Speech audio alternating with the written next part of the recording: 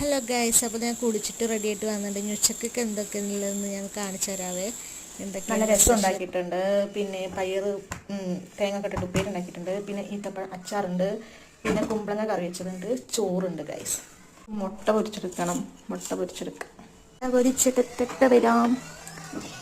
മുട്ട ഇല്ലാണ്ട് എനിക്ക് പച്ചക്കറി കഴിക്കാൻ ഒരു മൂടില്ല ഗൈസ്. അപ്പോൾ എനിക്ക് മുട്ട പൊരിച്ച വേണ്ട. നല്ല ചോന്ന മുളക് കണ്ടോ ഞാൻ വീട്ടിൽ. നമുക്കിത് മറിച്ചിടണം. എനിക്ക് ഒരു കൈ കൊണ്ട് ഫോണും ഒരു കൈ കൊണ്ട് ചട്ടകം പിടിച്ച് മറിച്ചിടാൻ പറ്റില്ല ഗൈസ്. അപ്പോൾ അത് മറിച്ചിട്ട് വരാം. മറിച്ചിട്ടിട്ടുണ്ട്.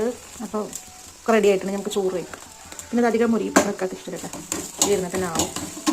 നമുക്ക് കഴിക്കാം. റെഡി ആയിട്ടുണ്ട്. ഇനി നമുക്ക് ഇക്കാക്കാനെ വിളിച്ചിട്ട് വരാം.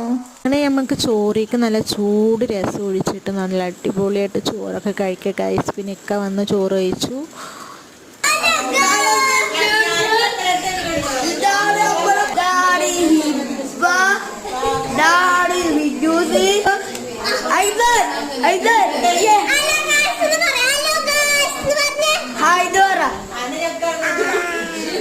വൈകുന്നേരം ആയപ്പോൾ കുട്ടിപ്പട്ടാളങ്ങളും ഉമ്മയും ബാബിയും ഷെനും അളിയനും എല്ലാവരും വന്നിട്ടുണ്ടായിരുന്നു കേട്ടോ. ഭയങ്കര രസമായിരുന്നു ഗൈസ്.